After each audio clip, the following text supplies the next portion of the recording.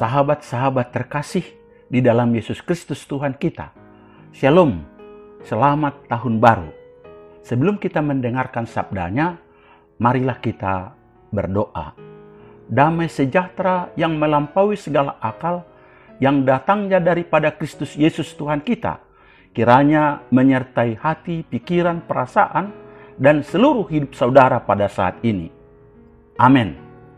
Firman Tuhan khotbah minggu pertama setelah Epifanias tanggal 9 Januari 2022 diambil dari Lukas 3 ayat 15 sampai 17 dan ayat 21 sampai ayat yang ke-22, dan bahan bacaan diambil dari Yesaya 43 ayat 1 sampai ayat yang ke-7 dengan tema Yesus adalah anak Allah. Saudara-saudaraku, sahabat terkasih di dalam Yesus Kristus Tuhan kita, kita patut bersyukur karena kita telah merayakan hari Natal kelahiran Tuhan Yesus dan sudah melewati tahun 2021 penuh dengan ungkapan syukur. Dan saat ini kita akan memasuki minggu yang disebut Minggu Epifanias, penyataan, atau bisa juga disebut manifestasi penampakan jelas, juga disebut Theophania, penampakan Tuhan, atau hari raya penampakan Tuhan yang menunjukkan manifestasi bagi Yesus Kristus terhadap orang Yahudi maupun di luar bangsa Yahudi. Berarti untuk seluruh dunia sebagai anak Allah. Tapi juga untuk memperingati pembaptisan Yesus Kristus oleh Yohanes Pembaptis di Sungai Yordan, yang menunjukkan manifestasi Yesus Kristus yang akan memulai karya pelayanannya sebagai anak Allah. Dengan tema Yesus adalah anak Allah yang merupakan gelar keilahian bagi Yesus Kristus. Dalam Perjanjian Baru, bentuk jamak anak-anak Allah ditujukan kepada manusia dengan persyaratan tertentu, yaitu manusia yang diangkat oleh Allah menjadi anak karena percaya kepada Tuhan Yesus Kristus. Bandingkan Yohanes 1 ayat 12, Galatia 3 ayat 26. Namun gelar anak Allah dalam bentuk tunggal ditujukan hanya kepada Yesus Kristus, dan penyebutannya sebagai anak Allah juga adalah sebab dia benar-benar Allah yang berinkarnasi ke bumi menjadi sama dengan manusia. Dan makna anak di situ adalah suatu persamaan hakikat bahwa dia dan Bapa sama hakikatnya, yaitu Allah, dan juga setara dengan Allah Bapa. Selain itu juga untuk menunjukkan keakraban hubungan Bapa dan anak. Bisa kita baca dalam Yohanes 1 ayat 1 sampai 14, Yohanes 5 ayat 18 sampai 25, Yohanes 10 ayat 30 sampai ayat 38. Saudaraku, tidak pernah ada seorang nabi yang disebut sebagai anak Allah. Bahkan tidak ada gelar anak Allah dalam bentuk tunggal buat manusia. Untuk itu ungkapan anak-anak Allah dalam bentuk jamak ditujukan pertama kali kepada keturunan Set. Itu bisa kita baca dalam Kejadian 6 ayat 2. Dan yang kedua kalinya kepada malaikat-malaikat, Ayub 1 ayat 6. Dan yang ketiga kalinya kepada bangsa Israel. Dan yang keempat kepada raja-raja Israel tempo dulu. Maka dalam surat Ibrani pasal 1 ayat 5, firman Tuhan berbunyi, karena kepada siapakah di antara malaikat-malaikat itu pernah ia katakan, anakku engkau telah kuperanakkan pada hari ini, dan aku akan menjadi bapanya, dan ia akan menjadi anakku. Maka saudaraku, gelar anak Allah, sekali lagi, dalam bentuk tunggal hanya dimiliki oleh Yesus Kristus. Juga harus kita pahami di sini bahwa istilah anak Allah bagi Yesus bukan berarti bahwa Allah itu seperti seorang perempuan yang beranak atau dia kawin dengan Roh Kudus sebagaimana dipahami oleh agama-agama lain, atau bahwa Yesus Kristus kurang atau lebih rendah daripada Allah Bapa. Seperti yang saya katakan tadi, dia adalah setara, sehakikat dengan Allah Bapa dan Allah Roh Kudus. Untuk itu saudaraku, melalui teks khotbah kita hari ini, Yesus sebagai anak Allah akan dinampakkan atau diungkapkan oleh Yohanes secara jelas agar kita mengimaninya dan mengandalkannya dalam segala hal di dalam hidup kita hari lepas sehari. Yang pertama, Yesuslah Mesias yang dijanjikan itu.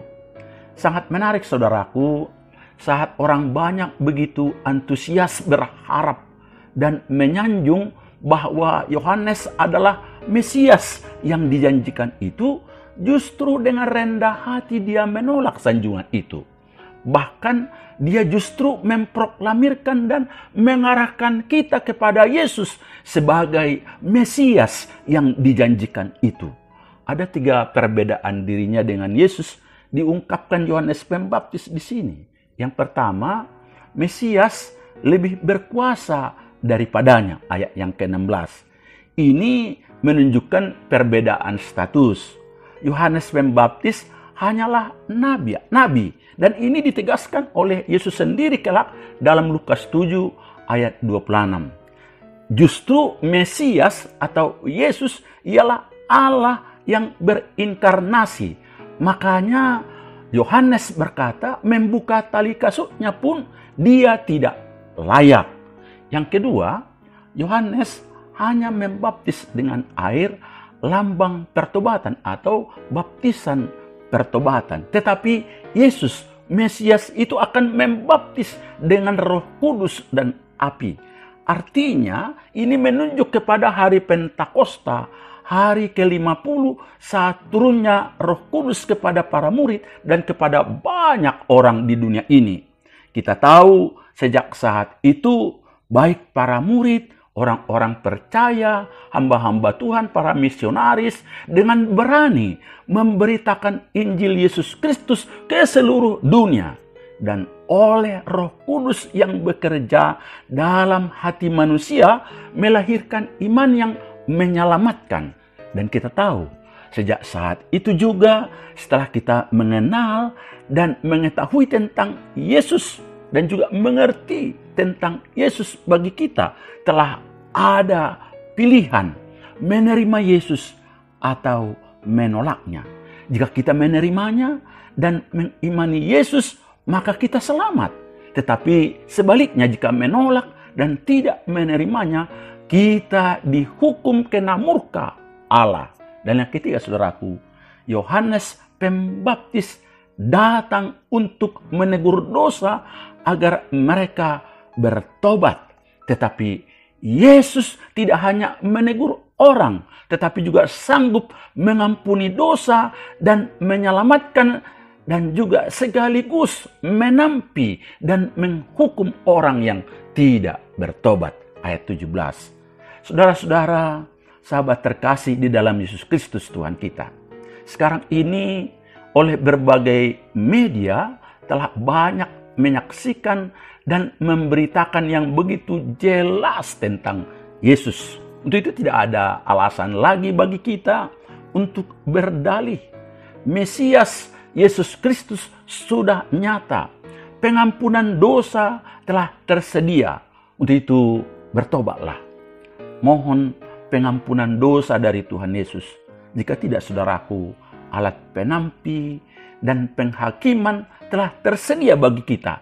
Dan saya percaya sebagai gandum yang baik, kita akan dikumpulkannya ke tempat kekekalan. Tetapi jika tidak, ya, kita adalah debu jerami yang akan dibakarnya dalam api yang tidak terpadamkan. Yang kedua, Yesus dibaptis oleh Yohanes Pembaptis. Saudaraku, sahabat terkasih, baptisan Yohanes memang adalah baptisan pertobatan untuk menerima pengampunan dosa.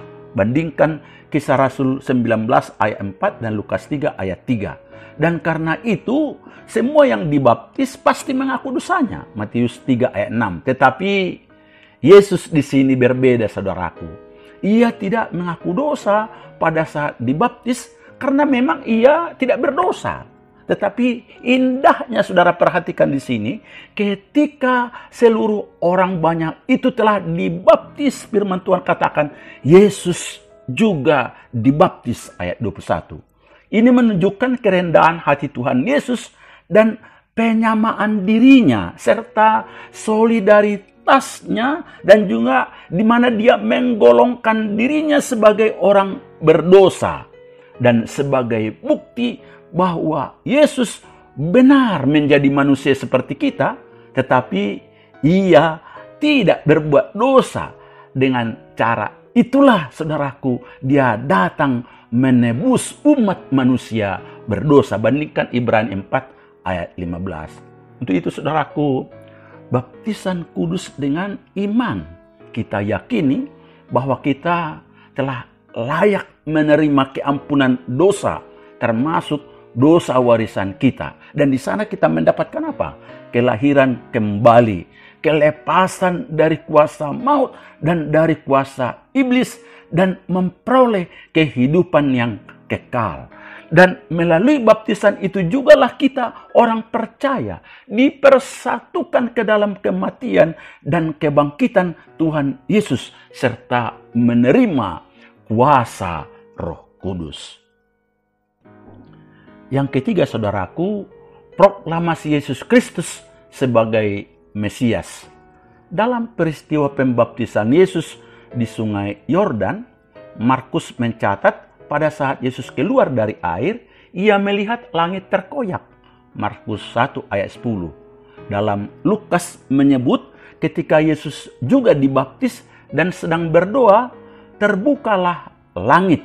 Ini menunjukkan dan dimaknai bahwa komunikasi sekarang sudah terbuka kembali antara manusia berdosa dengan Allah yang Maha Kudus. Dan terbukanya perkara-perkara sorgawi kepada umat manusia. Tidak hanya itu, saudaraku. Siapa yang telah melihat Yesus, dia telah melihat Allah. Bandingkan Yohanes 14 ayat 9b. Kemudian turunlah Roh Kudus dalam rupa burung merpati ke atas Yesus. Dan kedengaranlah suara dari langit, Engkaulah anakku yang kukasihi, kepadamulah aku berkenan. Ayat 22. Peristiwa ini dimaknai sebagai manifestasi maklumat dan proklamasi Allah kepada dunia yang menegaskan bahwa Yesus adalah anak Allah. Dan adanya kesatuan hubungan yang khas dan dekat antara Yesus dengan Allah Bapa. Tetapi yang menarik, saudaraku, bahwa Roh Kudus yang turun ke atas Yesus seperti burung merpati. Dan kita tahu merpati merupakan lambang ketulusan hati, kesucian, kebersihan, kesederhanaan, dan kelemah lembutan. Itu jelas, saudaraku, menggambarkan bahwa memang anak Allah, Yesus Kristus yang datang itu adalah orang yang tulus hati, suci hati, sederhana, dan lemah lembut. Makanya dalam Matius 11 ayat 28 sampai ayat 29 firman Tuhan berkata, marilah kepadaku semua yang letih lesu dan berbeban berat, aku akan memberi kelegaan kepadamu. Pikulah kuk yang kupasang dan belajarlah padaku, karena aku lemah lembut dan rendah hati, dan jiwamu akan mendapat ketenangan. Saudaraku, semua peristiwa itu bukan hanya dilihat, didengar, dan dirasakan oleh Yesus seorang diri saja, melainkan juga dilihat, dialami oleh Yohanes Pembaptis dan banyak orang yang ada di sana. Hal ini bisa dipahami bahwa Allah ingin kita semua orang dapat menjadi saksi akan peristiwa itu dan menjadi pelaku-pelaku untuk dapat menceritakan dan menyaksikan kabar sukacita itu kepada orang banyak, bahwa benar Yesus adalah anak Allah telah datang dan berada di tengah-tengah umat manusia, dan itu jelas dan sangat-sangat sempurna.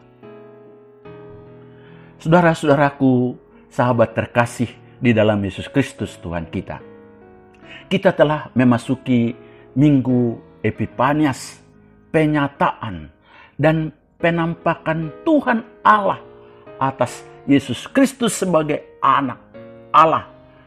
Dia benar-benar anak Allah, bukan karena Allah beranak dan dia lebih rendah dari Allah Bapa dan Roh Kudus. Dia justru sehakikat dan setara dengan Allah Bapa dan Allah Roh Kudus. Yesus, firman Tuhan ungkapkan tadi, lebih besar dan lebih mulia daripada para malaikat dan juga daripada para nabi dan juga dari Yohanes Pembaptis sendiri. Dialah yang disaksikan dan oleh Yohanes Pembaptis dan yang bersedia dengan orang banyak dibaptiskan oleh Yohanes Pembaptis. Ini menunjukkan bahwa Yesus adalah orang yang rendah hati dan mau menyamakan dirinya dan solider sebagai orang berdosa dengan umat manusia, dan sebagai bukti bahwa Yesus benar menjadi manusia seperti kita, tetapi ia tidak pernah berbuat dosa, dan justru itulah dia sanggup untuk menebus dan menyelamatkan umat manusia berdosa. Tidak hanya itu, saudaraku, saat Yesus dibaptis, langit terbuka, Roh Kudus turun, dan suara terdengar sebagai penyataan dan proklamasi Allah bahwa Yesus adalah anak Allah yang dikasihinya, dan kepadanya lah Allah berkenan. Itu mari saudaraku kini, karena sudah tiba saatnya bagi kita untuk menghadirkan, menampakkan, dan menyaksikan serta memberitakan bahwa Yesus adalah anak Allah yang sempurna dan telah cukup jelas diungkapkan oleh firman Tuhan. Jangan sekali-sekali pernah meragukan bahwa Yesus itu adalah Allah yang menjadi manusia dan datang untuk menebus dosa dan menyelamatkan kita. Jika tidak, saudaraku, kita akan ditampi dan dibakarnya di tempat dalam api yang tidak terpadamkan. Salam Epifania, saudaraku. Tuhan Yesus memberkatimu. Amin.